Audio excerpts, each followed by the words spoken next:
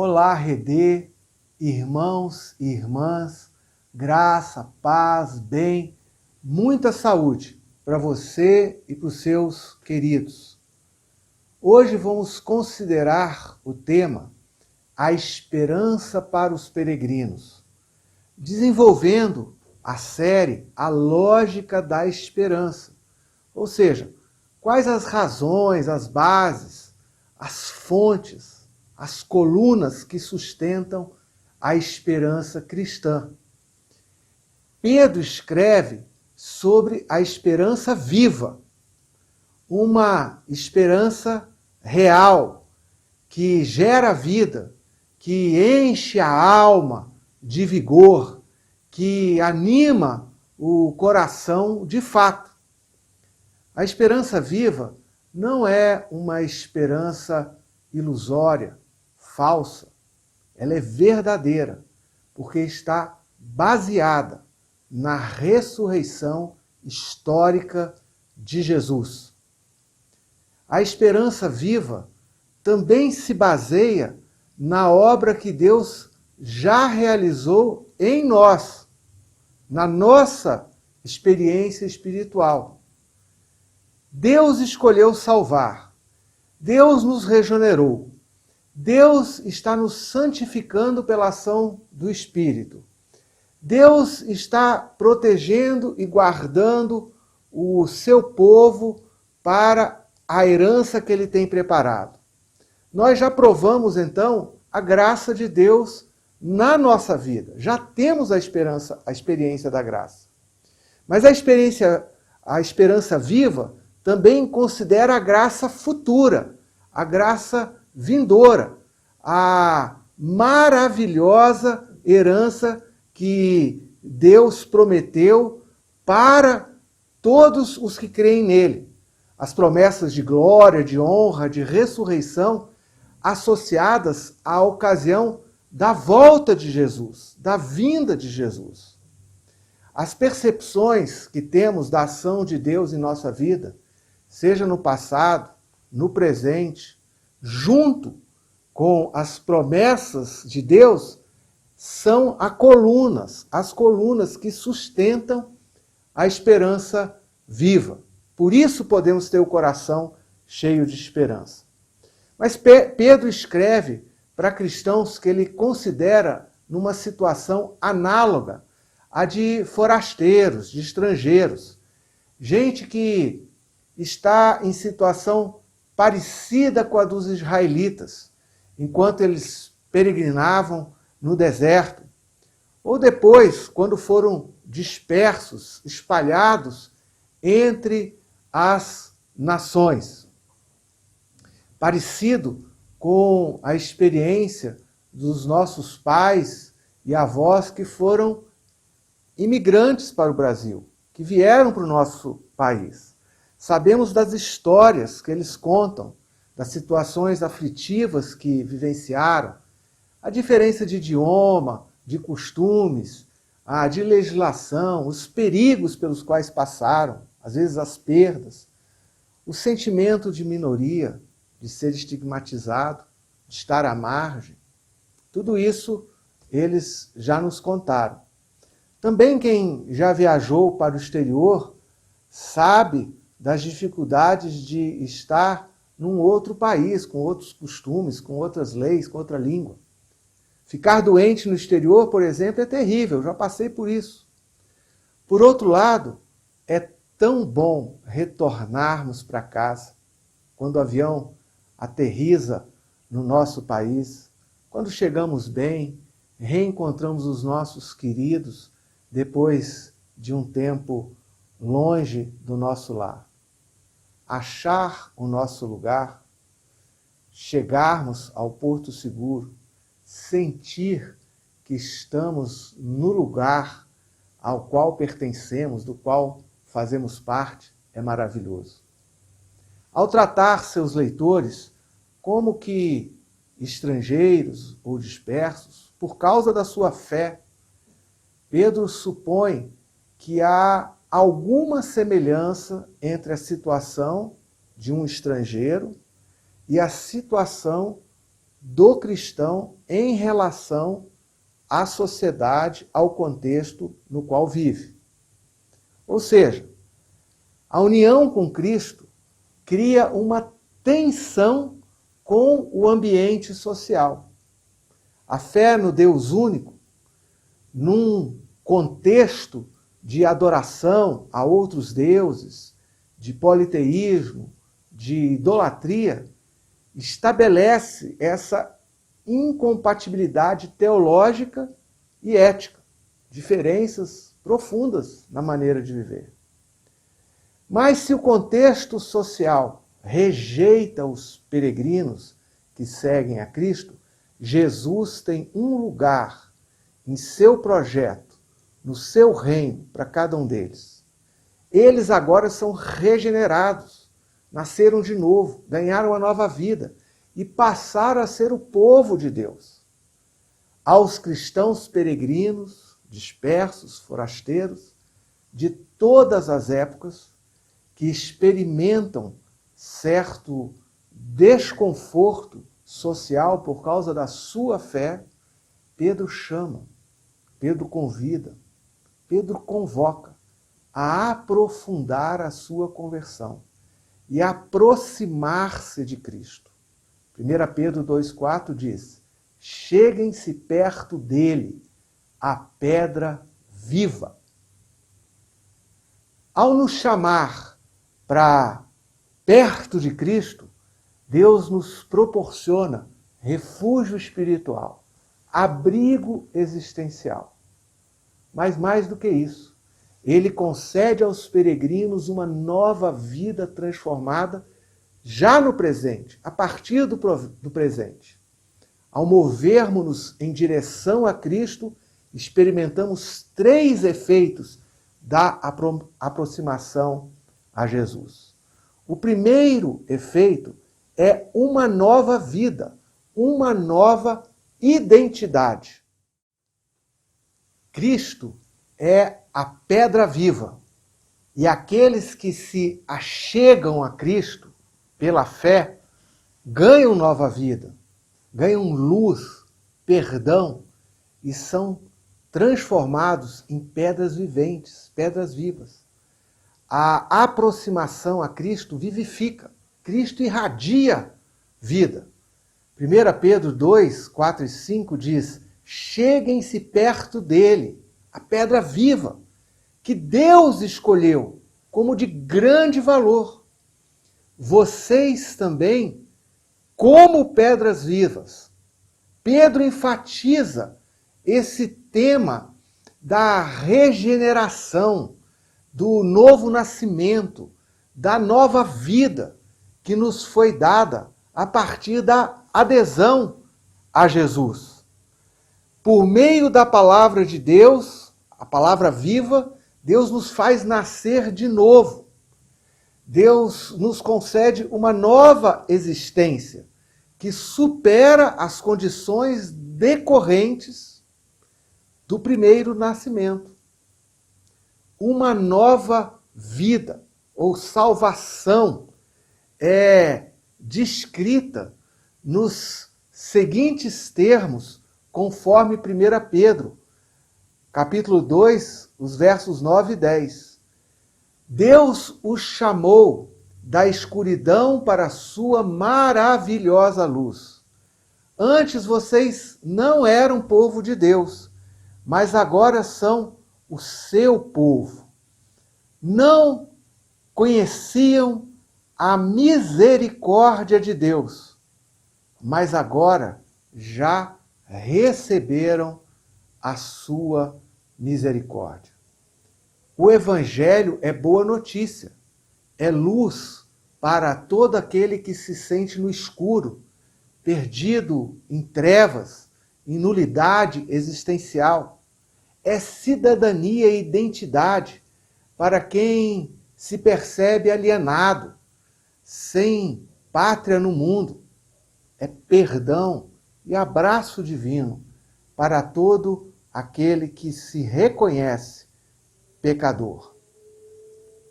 Ao invés de espalhados, dispersos, os estrangeiros e forasteiros agora são chamados, segundo 1 Pedro 2,9, de raça escolhida, os sacerdotes do rei, a nação completamente dedicada a Deus, o povo que pertence a Ele.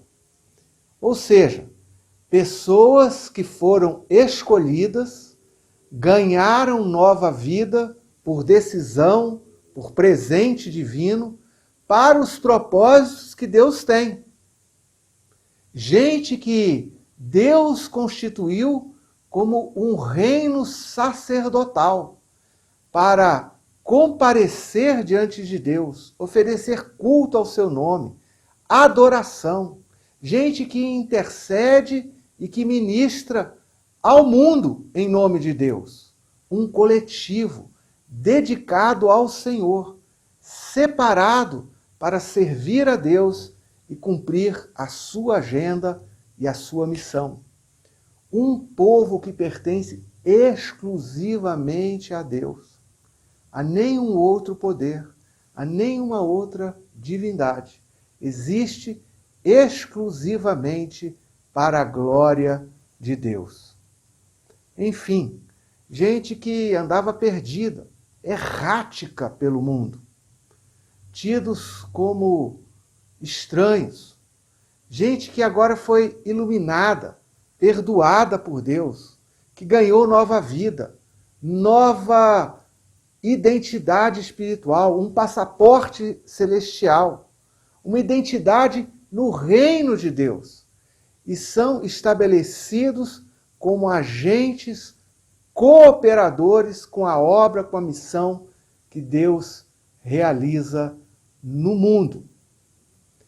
Quem ainda não fez o movimento inicial de vir a Cristo, pode fazê-lo. O convite está aberto, o convite do Evangelho é para todos. Todo aquele que ouvir a voz, crer em Jesus, aderir a Cristo pela fé, passa a receber nova vida e integrar esse povo. Isso nos leva a um segundo efeito. Cada um desses que crê, que recebe a Jesus, passa a integrar a nova sociedade, o novo ambiente que Deus oferece por meio de Cristo. Como vimos, Cristo é a pedra viva. Foi estabelecido por Deus. É de grande valor. Ele é a pedra principal, a pedra angular do projeto salvador elaborado e desenvolvido por Deus. Jesus é absolutamente seguro para todos os que nele confiam. Ao aproximar-se de Cristo, o peregrino ganha nova vida, mas ganha também um novo lugar. Um lugar que Deus preparou para todos os que confiam em Jesus. É como Jesus disse: vou preparar-vos lugar. Aquilo que estava desencaixado, deslocado, perdido, à margem, em Cristo encontra aceitação, ambiente, acolhida dentro do projeto de Deus. Em Cristo, os sem habitação permanente, os de existência transitória, passam a ser integrados numa nova realidade, permanente e eterna. 1 Pedro 2,5 diz: vocês também estão sendo utilizados como pedras viventes na edificação de uma casa espiritual.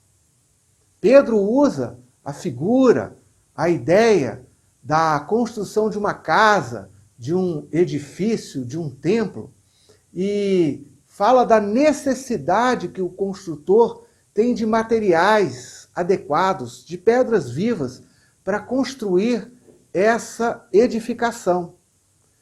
A figura das pedras vivas, obviamente, se refere a pessoas.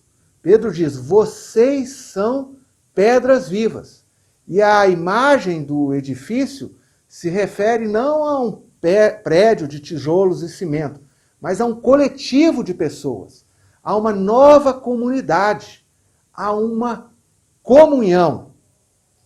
Essa comunidade relacional ou igreja não se estabelece por si mesmo. Não é mera associação humana. Mas quem a constituiu e a edifica é o próprio Deus. A ideia, a iniciativa, o projeto, o financiamento, a obra, o desenvolvimento são realizados por Deus e temos o privilégio de ser parte e cooperadores de Deus se seguirmos a sua orientação, o seu projeto, o seu plano e nos adequarmos, nos submetermos, nos sujeitarmos às suas instruções. A igreja, a nova comunidade de Deus no mundo, não vive a partir das suas próprias relações, das relações que escolhe, como acontece num clube, por exemplo, mas é fundada, habitada, preservada pelo próprio Deus, que nela é adorado. Surge uma pergunta importante. Como é que podemos participar, compor, integrar esse edifício espiritual?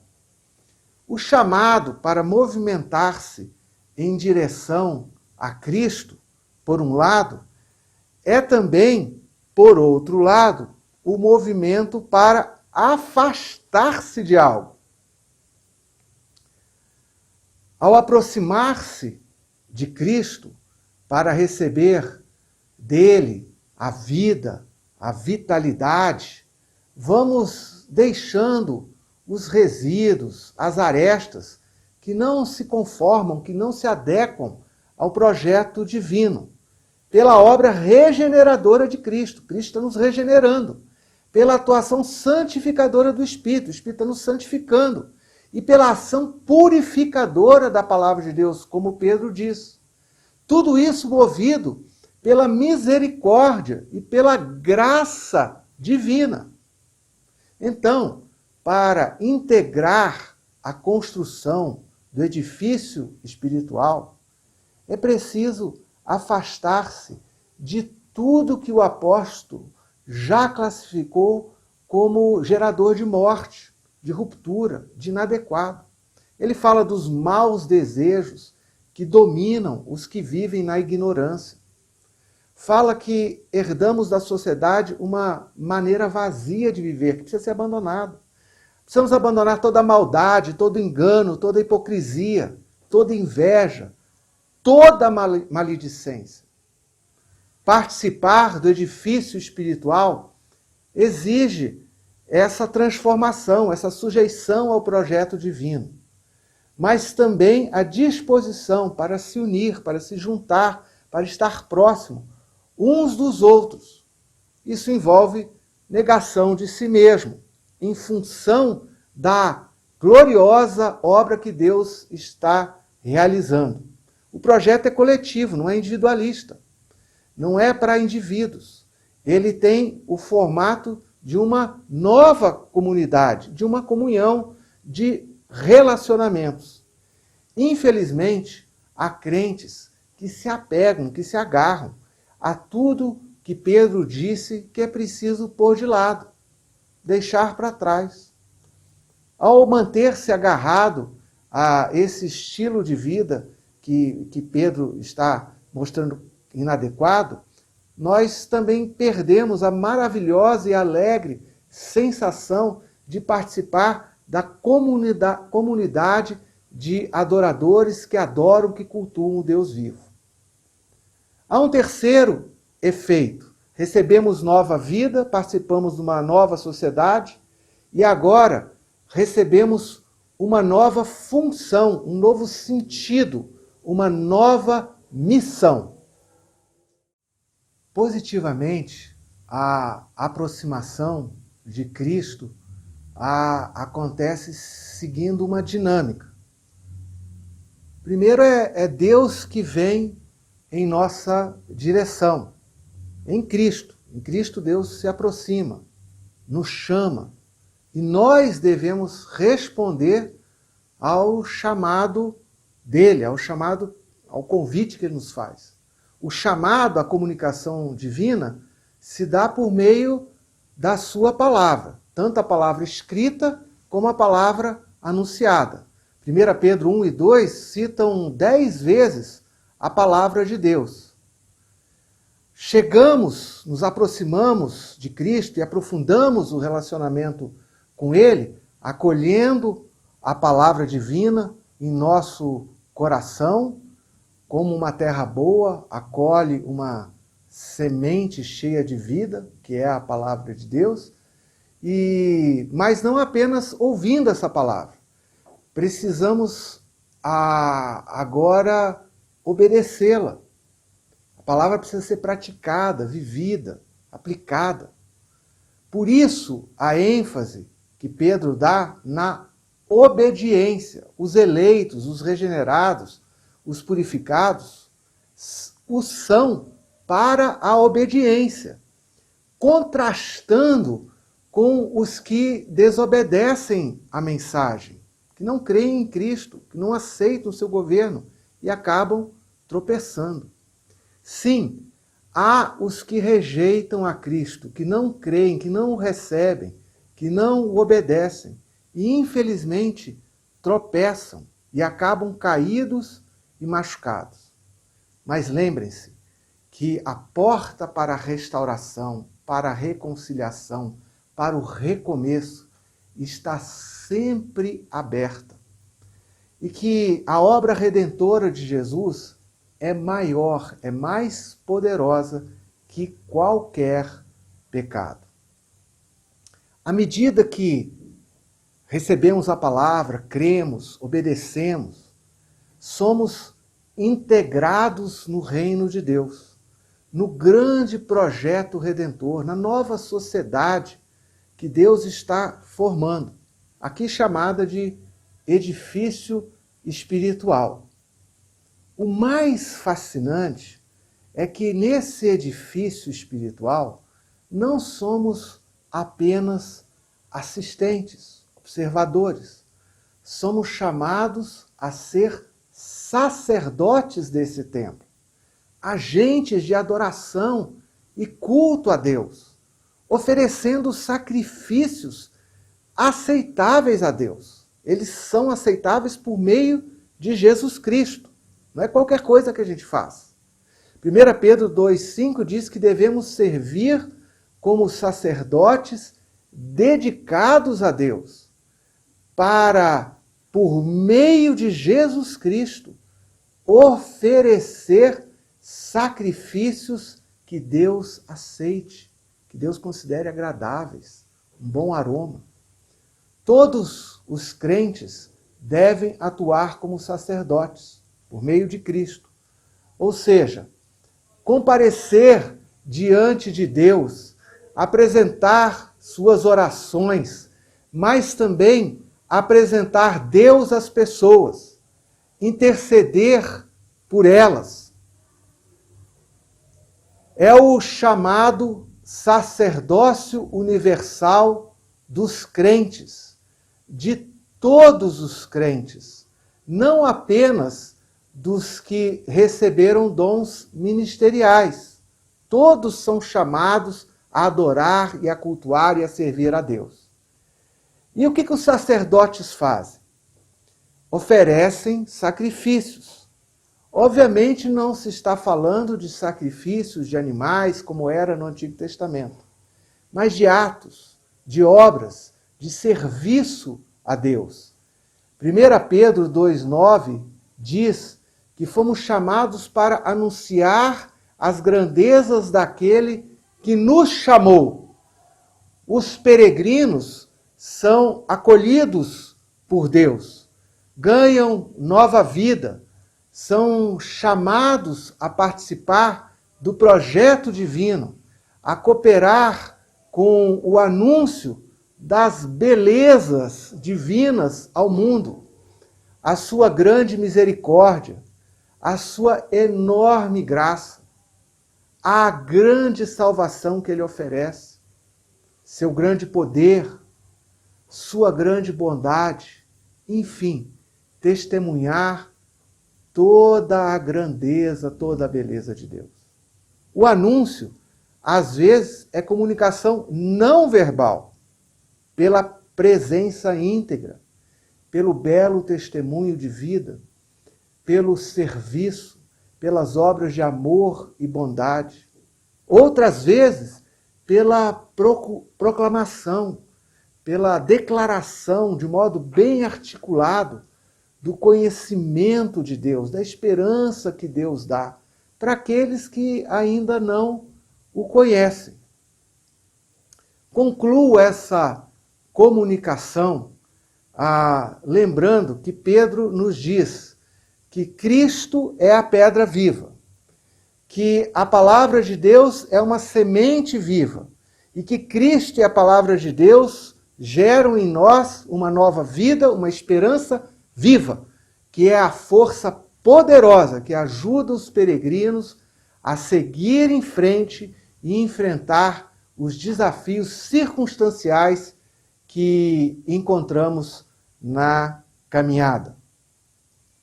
A grande busca de todos os peregrinos é chegar ao seu destino, encontrar o seu lugar, a sua morada definitiva, ter a sua existência transformada. O chamado para aproximar-se de Cristo resulta em uma nova autocompreensão, uma nova percepção de si mesmo, mas também uma nova percepção de quem é Cristo, de quem é Deus, de qual é o seu projeto, do que Deus está desenvolvendo e realizando no mundo.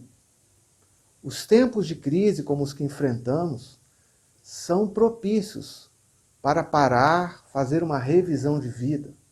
São oportunidade para novas percepções de si mesmo, de Deus, mas especialmente para reorientar a existência daqui para frente. A nossa vida só ganha sentido, só tem estabilidade existencial profunda se estiver apoiada em Cristo, a pedra angular estabelecida por Deus. Que Deus te abençoe a sua vida, abençoe a meditação do seu coração, a sua reflexão, as decisões que vai tomar, a aplicação dessa palavra, dessas verdades na sua caminhada como discípulo e discípula de Jesus Cristo.